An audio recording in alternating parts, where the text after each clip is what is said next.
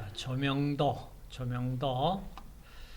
자, 측정 기구는 자, 이와 같이 광전지 조도계를 이용을 해서 조도를 측정을 할 수가 있다. 휴대용 조도계 지금 보셨습니다. 이건 정밀형 조도계입니다. 정밀형. 그 다음 조명을 하는데 자연 조명이 가장 바람직하고 좋다. 그런데 문제는 자연 조명의 조건 그러면서 나와 있습니다. 자, 조건이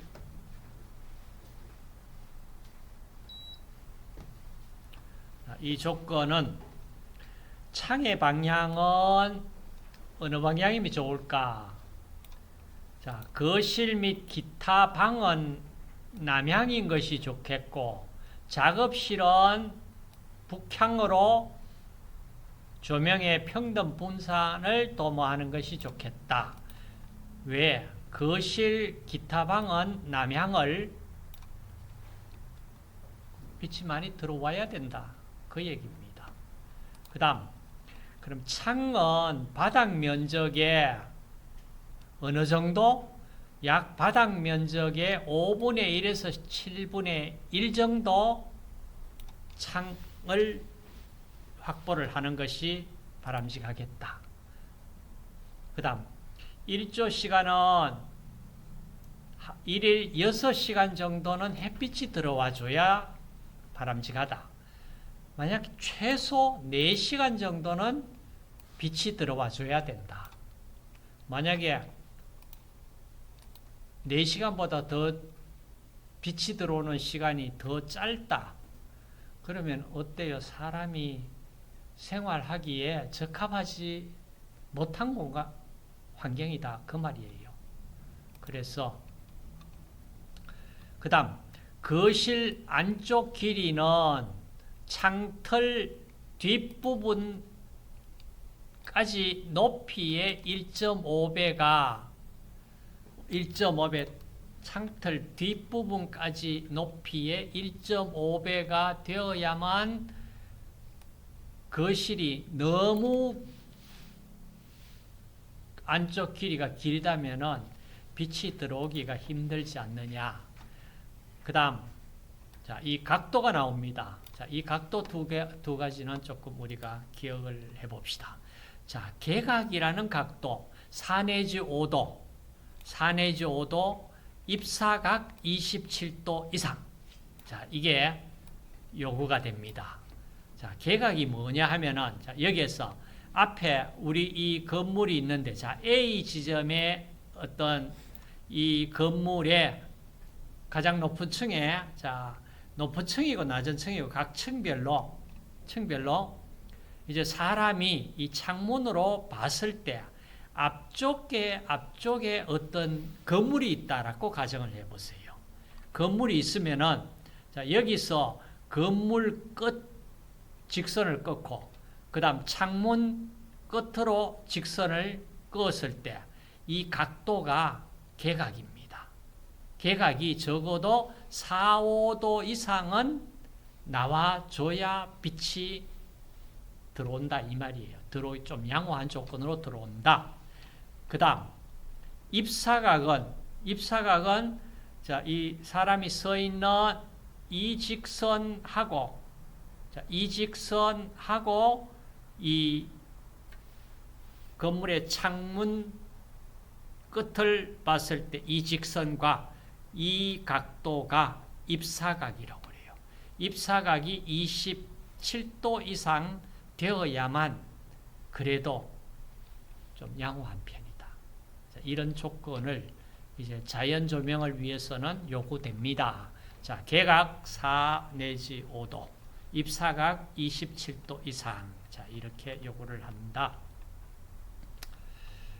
그 다음, 일광이 햇빛이 왜 좋으냐? 햇빛이 하는 작용이 뭐냐? 피부를 튼튼하게 한다.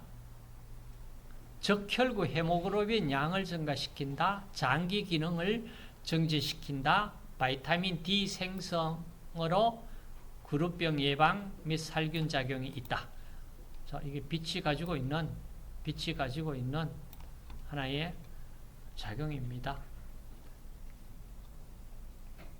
다음 인공조명, 직접 조명을 할 거냐, 간접 조명을 할 거냐, 반간접 조명을 할 것이냐. 자, 이렇게 따라 방법이 있다.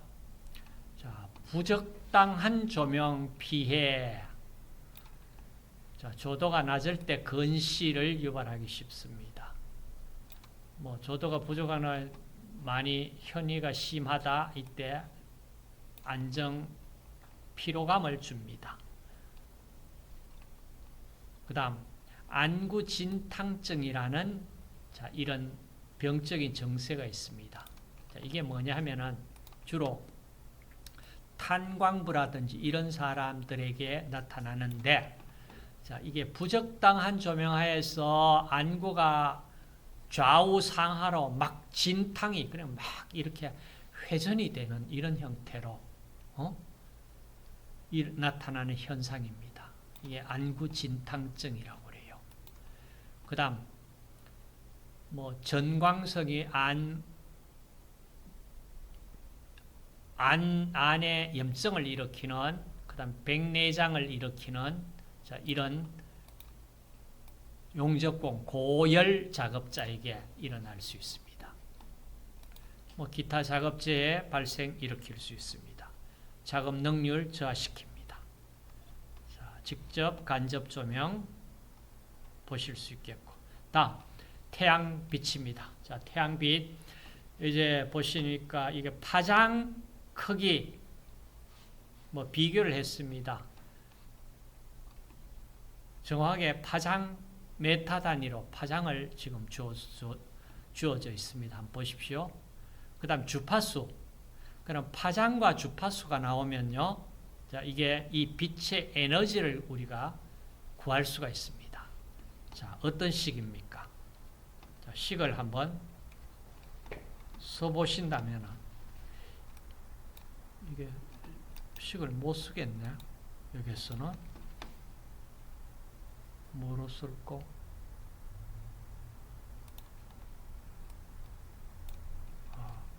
자, 에너지, 아이고, 안 되네.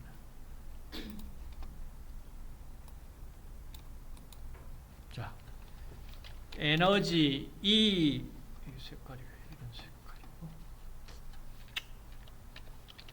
자, H, 뉴, 뉴 자가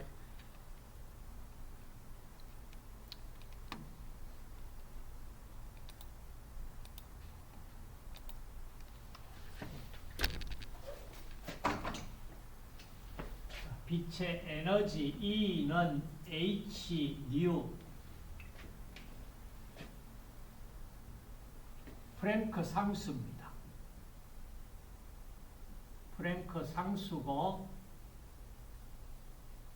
진동수입니다.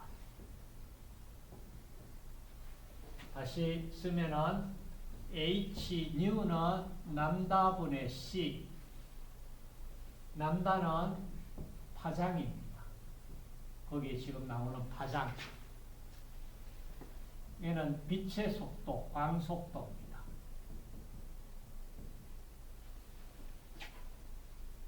자, 이 식에 의해 가지고 빛의 에너지 계산할 수 있습니다.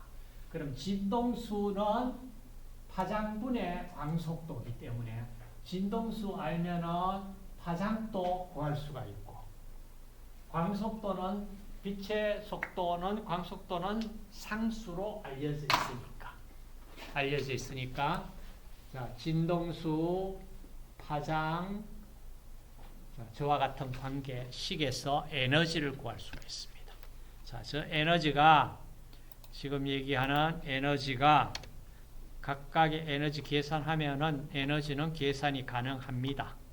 자, 계산이 가능하니까 지우고, 그럼 적외선은 파장으로 나타내면은 이 자, 7800 이게 옹스트롱이 되어 있는데 옹스트롱 용어는 가능하면 쓰지 마시고요. 나노메타 단위로 쓰십시다. 나노메타는 780 그리고 15옹스트롱이 1나노메타입니다. 그러면 이거는 파장으로는 780 나노메타. 자, 780 나노메타다.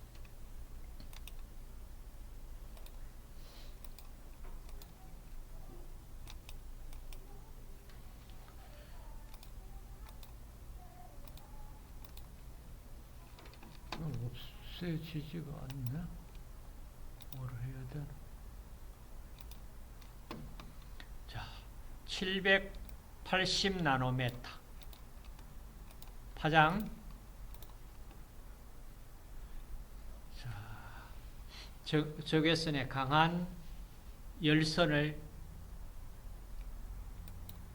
인체 작용, 적외선의 역할이 우리 인체에 주는 역할이 뭘까? 자외선, 가시광선, 적외선 이랬을 때, 자, 적외선이 백내장을 일으킬 수 있습니다.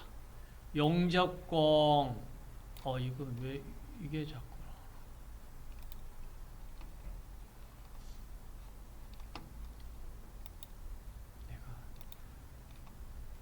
강한 열선을, 적외선에게 우리가 온감을 느낄 수 있는 빛입니다. 특히 백내장 일으킵니다.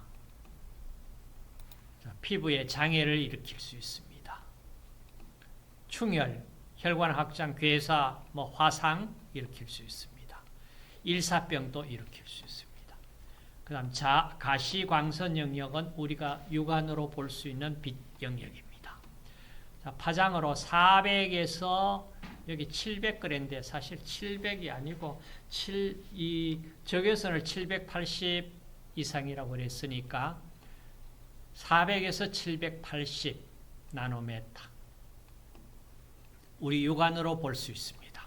자, 육안으로 볼 수 있는 빛이 가시광선인데 어디서부터 빨주노초 파남보가 어느 쪽입니까? 자, 여기서 가시광선, 빨주노초 파남보, 무지개 색깔 그럽니다. 빨강색이 적외선 쪽이에요, 자외선 쪽이에요? 적외선. 그렇죠. 적외가 뭐냐? 적이 붉은 적입니다. 자외선, 자자가 보라색 자자입니다. 그래서 가시광선이 여기서부터 빨주노초 파남보 이렇게 돼가지고 빨강 바깥쪽 빛이 적외선입니다. 보라 바깥쪽 빛이 자외선입니다. 자, 이렇게 여기 표시할 때 있네. 가시광선, 빨주노초 파남보, 보라. 가시광선 됐습니다. 자, 적당한 조명도는 100에서 1000룩스. 조명 부족일 때 능률 저하, 사고 발생, 만성 피로, 안구 진탕증, 시력 저하, 조명 과다, 시력 장애, 시야 협착, 망막 변성 일으킵니다. 다음 자외선. 자외선은 400나노메타 이하. 400나노메타의 자외선 A, B, C 하고 이렇게 구분도 하는 경우가 있을 겁니다만은 그거는 주로 피부 쪽에 얘기할 때 나옵니다. 여기서 우리 A, B, C 이거는 구분은 지금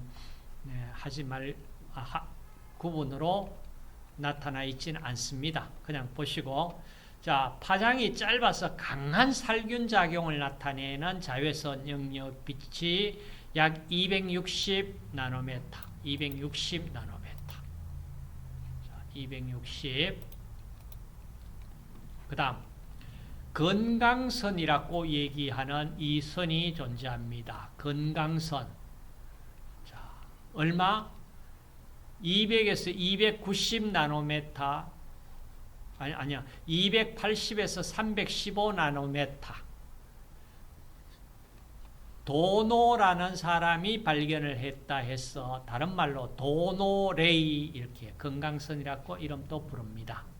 이게 뭐냐 하면은 이 영역의 자외선이 우리 피부에 바이타민 D 합성을 하는데 도움을 줄 수 있는 자외선이다 이 말이에요. 그 다음 오존층에서 자외선을 흡수를 해줘 가지고 지구에 가능하면 도달하지 않도록 흡수를 해줘야 됩니다.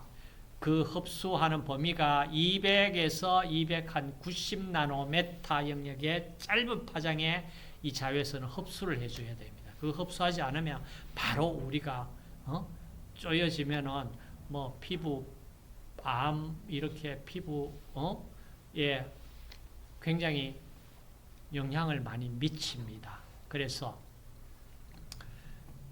근데 그 자외선을 오존층에서 자외선을 흡수를 해줘야 되는데 지금 보니까 오존층이 상당히 파괴되어 가지고 구멍이 많이 뚫혀져 있다 이런 어떤 연구 결과가 나오고 있죠. 자, 그다음 이 자외선이 인체에 어떤 장애를 나타내느냐? 피부암, 피부 색소 침착, 결막염, 설환염, 자 이런 장애를 일으킬 수 있습니다. 그다음 인체 보호작용으로는 아까 얘기했던 바이타민 D 생성해서 칼슘 대사 기능 문제점 있는 구루병을 예방을 하더라. 그다음 피부 결핵, 왜냐하면 결핵균이 있더라도 이 햇빛의 자외선에 의해서 조금 오래만 쬐어주면은 이 결핵균이 사멸을 할 수 있습니다. 그래서 자, 피부 결핵 이런 것들에 햇빛이 도와주는 역할을 합니다. 그 다음 소음 진동. 자, 소음 측정하는 단위는 dB 해서 데시벨입니다. 데시벨 A는 인체 감지 능력 기준으로 측정 단위로 쓰고 데시벨 B는 녹음 시 음악 레벨 측정 시에 데시벨 B 이렇게 쓰고 그 다음에 데시벨 C는 기계 측정 장비의 감지 능력 기준으로 측정 단위일 때 쓴다. 85 데시벨 이상에서 측정한다. 자, 측정 기준은 데시벨 A로서는 인체가 우리 몸이 이 소음을 계속 듣는다면 굉장히 괴롭잖아. 그래서 인체 감지 능력 기준으로 주로 데시벨 A를 단위를 쓰기 때문에 데시벨 그러면 그냥 데시벨 A다. 이 측정 기준으로. 자, 50 데시벨 이상은 안 된다. 그러니까 50 데시벨. 그 다음 데시벨. 항공 소음 여러 가지 쭉 나옵니다. 그죠? 층간 소음도 문제가 됩니다. 자, 층간 소음이 1분간 등가 소음도 주간 43데시벨, 야간 38데시벨. 최고 소음 주간 57, 야간 52데시벨. 자, 이렇게 어찌됐든지 소음으로부터 우리 생활 환경을 좀 지켜야 될 경우가 나옵니다. 자, 그때 데시벨 이 단위로서 소음 측정을 한다. 자, 측정하는 방법은 이렇게 소음계 위치하고 사람과의 사이는 50cm 거리를 두고 측정을 한다. 그 다음 지면으로부터 소음계는 1.2에서 1.5m 위쪽에 설치를 해서 소음을 측정을 해라. 이런 얘기입니다. 그 다음 소음과 관련된 작업장애 난청입니다. 자, 이 부분이 우리가 들을 수 있는 가청 음력이 진동수로서 20에서 2만입니다. 20에서 2만이고 생활 속에서는 주로 소음이 300에서 3000Hz 사이예요. 300에서 3000. 그러면 소음성 난청 음역이 다시 말해서 3000에서 한 6000Hz 소음성 난청 초기 증상 음역이 4000Hz 영역에 이 소리를 잘 못 들을 경우 나타나는 이 헤르츠 영역입니다. 영역이에요. 자, 공장 소음이 허용되는 허용 기준은 50dB, 생활 소음 기준으로 50dB, 50dB. 그다음 작업 환경에서의 소음 허용은 8시간으로 평균으로 90dB, 90dB. 자,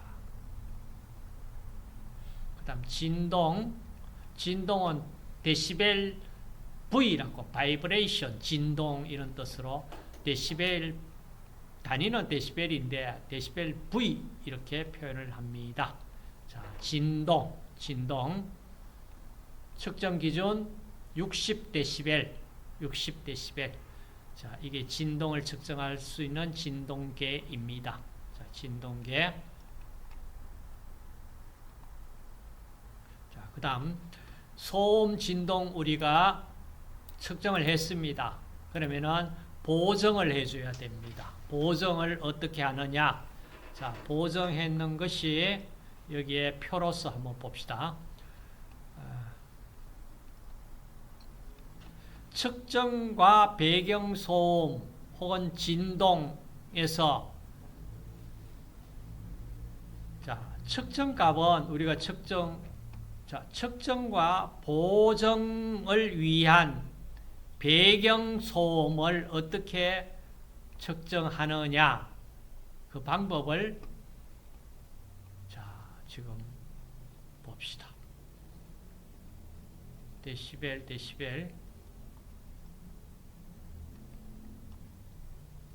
자, 예로서 이겁니다. 측정과 각각 이 배경소음 차이가 3밖에 나지 않는다 하면은 그 값에서 보정값 마이너스 3을 감해가지고 값을 제시해라. 그 다음 4, 5 차이가 난다면은 마이너스 2를 시켜라. 6, 7, 8, 9 정도 차이가 난다면은 마이너스 1을 시켜라. 이 얘기입니다. 그리고 만약에 측정소음과 측정소음 진동도가 배경소음 진동도보다 2dB 이하일 때는 그러니까 차이가 2dB 밖에 차이가 나지 않는다. 이 얘기는 보정할 필요도 없고 다시 측정해야 되지. 그 데이터는 쓸 수 없다. 그 말입니다. 그 다음 진동 작업할 때 이 레이노병이라는 병이 나타납니다. 이 프랑스 의사가 발견한 병인데, 자, 이게 뭐랄까, 이 진동, 그 차감기 아니면은 뭐 이 진동이 계속 이렇게 손이나 이런 몸에 오면은 어떠한 이제 이 레이노 병이 나타난다는 얘기예요. 다시 말해서 기계, 기구, 시설, 그 밖에 물체 사용을 해서 강한 흔들림이 있어요. 진동, 이 병이 나타나는 자, 작업 영역이 병타공, 병을 이렇게 두드려 가지고 아니면 연마하는 연마공, 차감 작업, 진동 많이 오잖아. 이런 사람들에게 나타나는 질병입니다. 자, 특히 진동에 의해서 특히 사지, 손과 발의 국소성 혈관 경련에 의해서 발작성으로 청색증, 쉽게 가면 워낙 진동이 많이 전달돼 가지고 혈관 이런 쪽에 이쪽에 청색증이 나타나고 말초신경이 수축되고 맥박이 증가하는 이런 병적인 현상을 이 레이노라는 이 프랑스 의사가 이름을 붙였는 병입니다. 레이노병. 자, 이런 사람들에게 온다. 그 다음 앞쪽에 배경소음, 다른 말로 암소음이라고 했습니다. 측정 대상음이 없을 때 그 지점에서 나는 소음, 쉽게 얘기해 우리가 측정을 하려고 그러는 소음이 나지 않을 때 소음을 측정을 해둔 그 값이 배경소음, 브랭크 테스트다 이 말입니다. 측정 소음은 우리가 측정하려는 소음이 이제 나올 때 그 소음값을 측정하면 됩니다. 그러니까 측정한 소음에는 배경소음이 포함이 되어 있다 이 말이잖아. 그래서 배경소음을 빼줘야 보정이 된다 이 말이에요. 그래서 측정소음에서 배경소음을 빼준 값을 보정치라고 그럽니다. 자, 보정치에 그러면 대상소음은 측정소음에서 보정값을 빼주어야 그 대상 소음 값을 구할 수가 있다. 그것을 아까 우리가 본 내용입니다. 이게 보정값이라는 얘기예요. 보정값. 그러니까 뭡니까? 측정값과 이 배경소음의 차이가 3밖에 나지 않더라 이러면은 이거는 마이너스 3을 시켜가지고 사실은 0이다 이 얘기예요. 소음이 0이다. 만약에 4나 5 차이가 나면은 4나 5에서 마이너스 2를 시켜라 이 말이에요. 그러니까 보정값을 빼주고 나서 이제 소음을 계산을 해야 된다 그 말이에요. 자, 그러면 나머지 문제 부분은 여러분들이 보시면 되겠고